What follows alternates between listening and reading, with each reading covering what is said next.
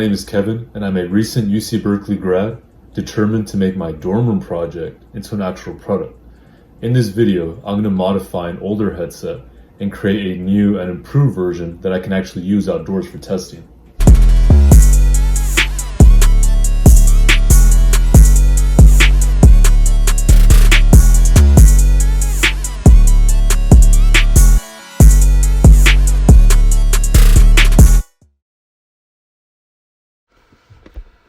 Alright y'all, so this is jank, but I combined 3 components to create the extraction retraction mechanism that we needed for the display screen. And so I'm going to remove these components from the headset, and here we're looking at the extension tube. I just got this antenna soldered off and created 2 holes to add an additional 3 inches in length to the extraction mechanism. So if you can look at this diagram here, it's basically a simple push-pull mechanism. You just got to wrap that string around the hole, push and pull in either direction, attach to the DC motor, and you're good to go. So if you notice, the display screen actually has a 90-degree flip. I'm not going to cover that in this tutorial because there are a lot of tutorials already out there about using the robotic hands mechanism, and I'm going to link a couple of those down below. Feel free to check those out if you're interested. So I hooked up an Arduino to control the motors, and I used the aid of the LN298 module to give me this forward and reverse mechanism for the DC motor. That's what's actually allowing the extension tubes to push and pull. I tried my best to explain my logic in these sort of toddler drawn schematics. If you can take a look at these, they're also going to be posted on the GitHub link as well as the code.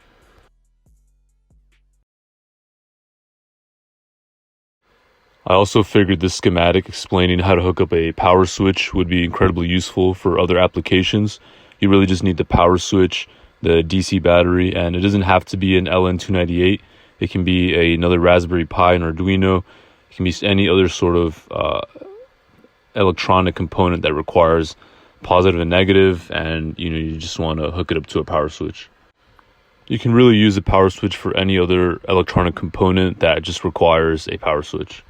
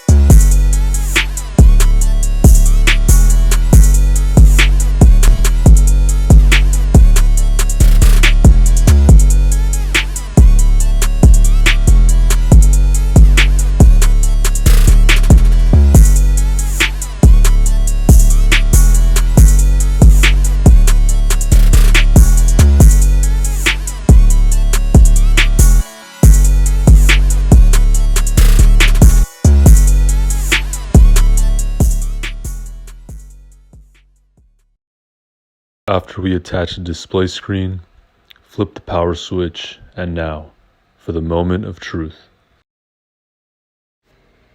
So in order to use these specific display screens for this project, I'm going to have to get an I2C tool and flip some of these switches so we can get that reflection working the right way.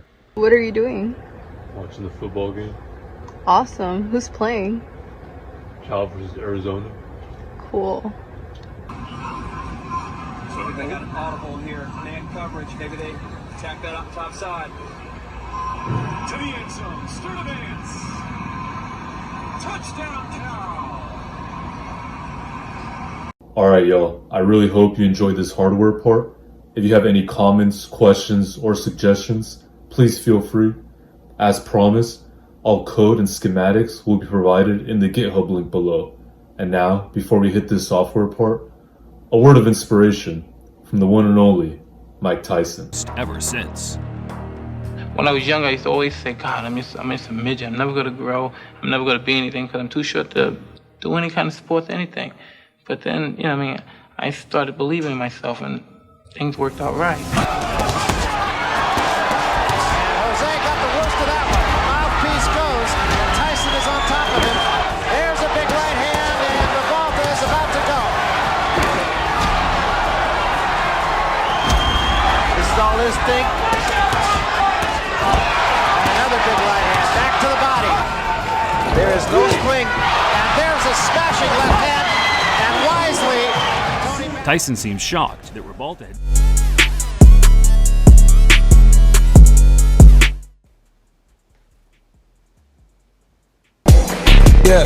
Alright y'all, that was the original inspiration for the hand gesture controlled MP3 while you're on the go. If you want to plug and play, you're going to get this screen here on the right. You're going to download it from my GitHub link.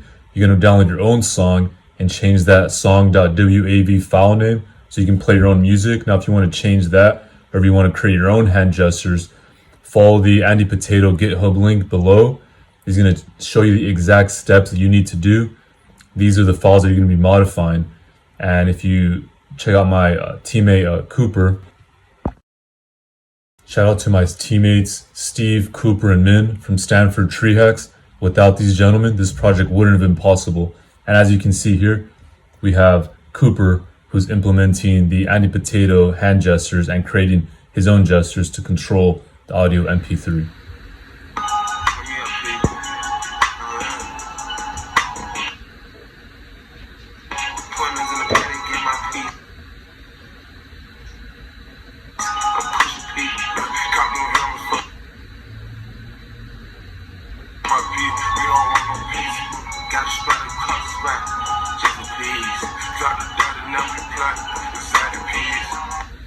So there are already a lot of excellent tutorials out there teaching you hand gestures, computer vision, OpenCV, a little bit of machine learning.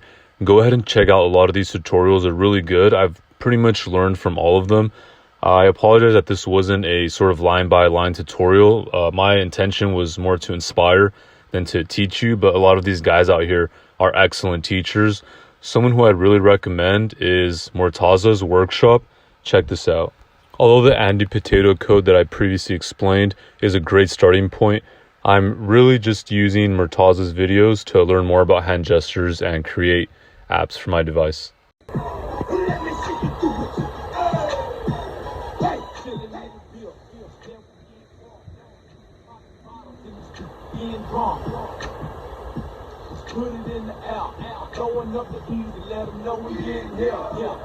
Thank you so much for watching the video.